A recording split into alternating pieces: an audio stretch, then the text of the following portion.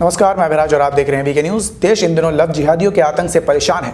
ये जिहादी प्यार के आड़ में अपने इस्लामिक एजेंडे को पूरा करने के लिए दगाबाजी कर रहे हैं। इसके तहत मुस्लिम युवक हिंदू लड़कियों को फंसाने के लिए अपना नाम हिंदू नाम रख लेते हैं और बाद में जब लड़कियां उनके जाल में फंस जाती है तो उसे जबरिया इस्लाम धर्म अपनाने के लिए मजबूर किया जाता है। हालांकि अब इन लव का सहारा लेकर जिहाद करने वाले कट्टरपंथियों पर नकेल कसने के लिए उत्तर प्रदेश की योगी सरकार कानून लेकर आई है, जिसके तहत अब उन अपराधियों पर हर रोज शिकंजा कसा जा रहा है। इस बीच एक और ऐसी ही वारदात सामने आई है जिसमें उत्तर प्रदेश के मुरादाबाद में संगीता सैनी नाम की एक महिला ने सरफराज हुसैन उर्फ राज बिश्नोई नाम के एक व्यक्ति पर प्रेम जाल में फंसाकर शादी करने सहित कई गंभीर आरोप लगाए हैं। उसने मुरादाबाद के जिलाधिकारी से इस मुद्दे पर कार्रवाई की मांग की है। महिला का आरोप है कि जब वो सरफराज हुसैन से मिली थी तो उसने अपना नाम राज बिश्नोई बताया था। उसके बाद दोनों के बीच प्यार हुआ और उसने उत्तराखंड के हरिद्वार में जाकर 2018 में उसके साथ हिंदू रीति रिवाजों के साथ शादी की थी। इसी के साथ मामले की जानकारी देते हुए संगीता उर्फ फातिमा ने बताया कि आरोपी डॉक्टर राज नाम के एक क्लिनिक चलाता था।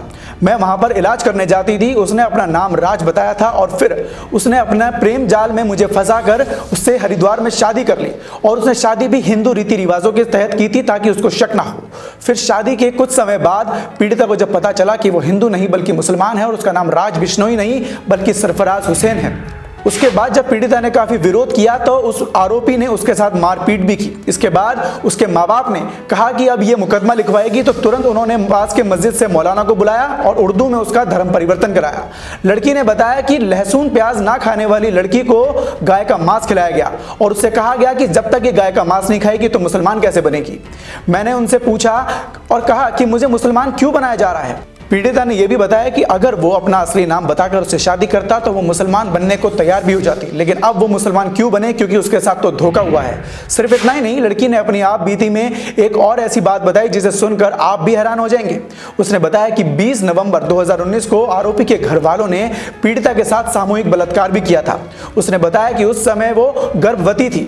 मेरे सारे कपड़े खून से लथपथ हो चुके थे। मेरे पति सरफराज के जीजा ने मेरे निजी अंगों पर काट दिया था। इस घटना के बाद उसने 100 नंबर पर कॉल कर पुलिस को बुलाया, जिसके बाद काशीराम नगर पुलिस चौकी से चौकी इंचार्ज पंकज उसके ससुराल पहुंचा, जहां पर उसने पैसा लेकर वो ससुराल वालों के साथ मिल गया और साथ ही उसने उस लड़की को भी कहा कि क्या तू मेरे चाय पानी का बंदोबस्त कर सकती है, अगर कर सकती है तो बता, मैं कुछ करता हूं। जिसके बाद लड़की ने कहा कि मैं तो बेरोजगार हूं, शिक्षित हूं लेकिन बेरोजगार हूं, मैं ये पैसा कैसे दे सकती हूं। जिसके बाद उसने चौकी इंचार्ज को एक प्रार्थना पत्र भी लिखा, लेकिन उस प्रार्थना पत्र को उसने उसी के सामने फाड़कर उसके सामने रख दिया और साथ ही उसी के ऊपर 151 धारा के तहत शांति भंग करने के आरोप में उसका चालान कर दिया। इस लड़की की आप बीती सुनकर आपकी भी आंखों में आंसू आ गए होंगे।